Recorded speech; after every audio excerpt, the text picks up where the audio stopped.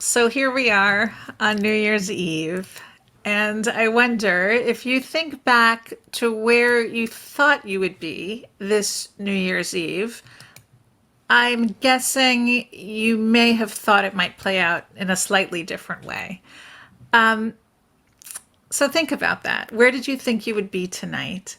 And think about what were the highest moments of this year, the most hopeful moments you experienced this year? And if you're comfortable, share it in the chat. I'd love for people to share with each other the moments this year where you experienced the greatest joy, the greatest sense of hope and possibility. For me, I remember the Shabbat when the election results finally came through, and my neighborhood exploded with cheering, with celebration. With it's the Upper West Side, so peals of the shofar. When I got vaccinated, when I was able to get my kids vaccinated, moments where we felt like things were moving, where we felt like things were changing. And yet, here we are on a New Year's Eve, not exactly the way we hoped, although perhaps where we feared we might be come January. It's safe to say that in Parshat Va'era, Moshe is experiencing something of a letdown. He has just come from an intense experience of encountering God, of the burning bush, of seeing God as close to face as anyone ever had. And we have just the tail end of that in this parsha, where God says to Moshe, Ani Adonai, I am Adonai. And God explains, I appeared to Avraham, Yitzchak, and Yaakov as El Shaddai, but I didn't tell them, I didn't make myself known to them by my name, Adonai. Ushmi Adonai lo nodati lahem.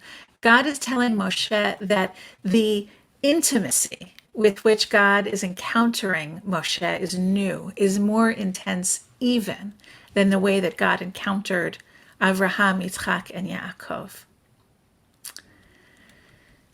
The Midrash Tanchuma says, what does that exactly mean, right? We know that the name Yud-Heh-Vav-Heh, the name Adonai, appears throughout the Torah. It's not like it appears here for the very, very first time.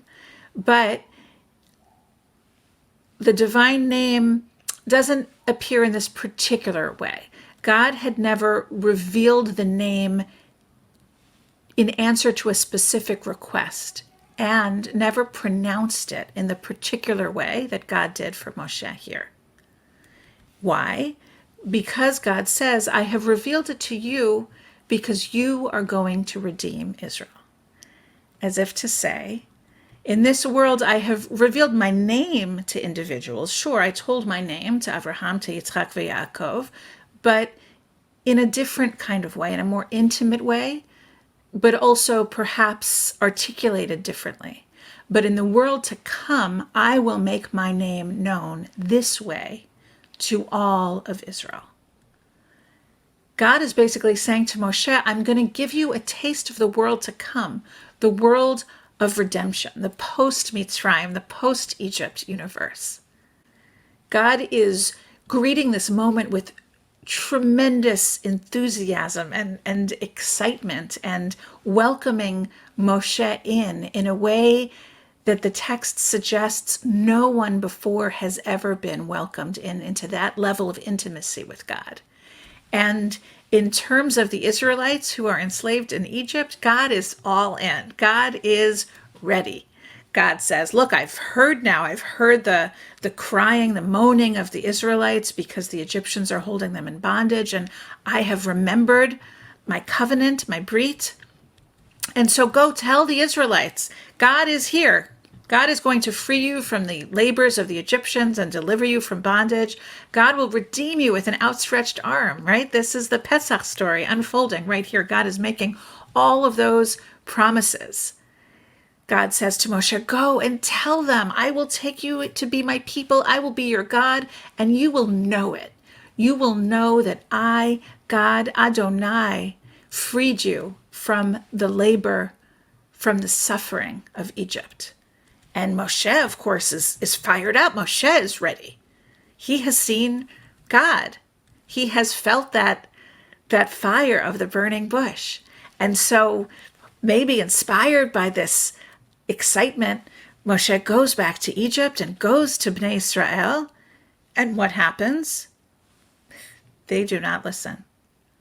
Lo sham'u el Moshe mikotzer ruach u'me'avodah kasha. Moshe tells all of this to the Israelites, and they do not listen. Why? Mikotzer ruach. Their spirits are crushed by the bondage, by the cruel suffering that they are undergoing, by the hard work. Kotzer ruach means despair in the most stark terms. Rashi defines it in a way which is so prescient for this particular moment, that kotzer ruach literally is shortness of spirit, shortness of breath. If one is in anguish, your breath comes in short gasps, and you cannot draw long, deep breaths. If that does not describe the experience of this time of COVID, the literal experience and the spiritual experience, the anguish of breath coming in short gasps and not being able to draw long breaths. And for Moshe, it literally knocks the wind out of him. He doesn't know what to do. He feels terrible that he cannot convey to the Israelites what God has asked him to convey. God, meanwhile, isn't so worried. Go ahead, right away. Go speak to Pharaoh. Don't worry about Bnei Israel. Go right away and speak to Pharaoh. But Moshe's confidence is shot. Not only could he not speak effectively to the Israelites, he's worried that he won't be able to speak to Pharaoh, right? If the Israelites wouldn't listen to me, he says, Ech ishma'eni paro, how would Pharaoh listen to me?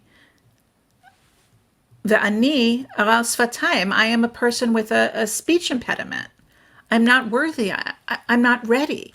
And the Midrash describes Moshe as knowing the house of Pharaoh, knowing how literate the house was, knowing how they spoke 70 languages, and that here he would come trying to represent God, the God, and he wouldn't even be able to speak one language with fluency. He felt completely unworthy. He didn't want to do it.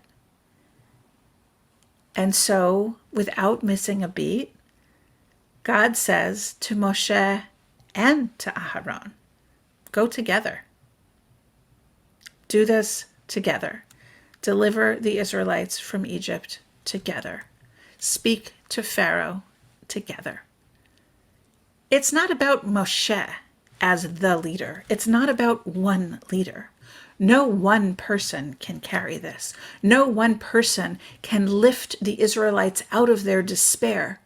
No one person can change the mind of Pharaoh, which is so hardened that his heart is hardened again and again. No one person can carry all of the change that is necessary to lift a people out of suffering, to end the experience of trauma, of fear.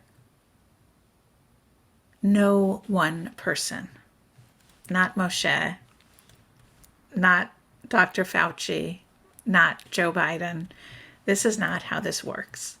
If we want that one person to be too much, they'll fail us and we'll knock them down. It needs to be a partnership. Like Moshe and Aharon and Miriam, we have to be partners in our own Exodus story. When do governments fail? When there isn't a spirit of collaboration, of cooperation, and understanding of what needs to happen in order to create change. When do people recede into kotzer ruach, into that shortness of breath, that lack of spirit? When we are alone. Think about who are the people who have carried you through this time. And I invite you, if you'd like to share that in the chat as well, who are the people who have been your partners carrying you through this time, offering perhaps inspiration, or more significantly, the way that Moshe and Aharon are really partners in this together.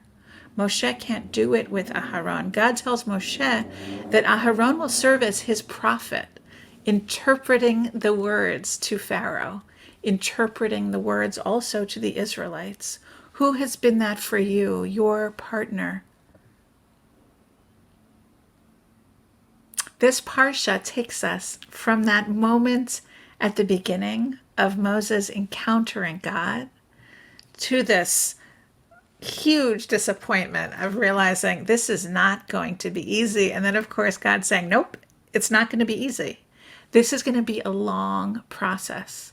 The story of the Exodus is not linear. It is the opposite of linear. And without going into too much details of the first plagues that we read in this parsha, the first 7 plagues, I think we've had enough of plagues. We know that this is a story that's about progress and regression.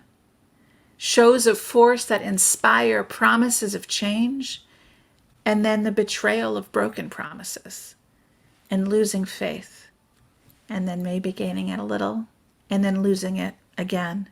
Such emotional turmoil that we can definitely relate to in this moment.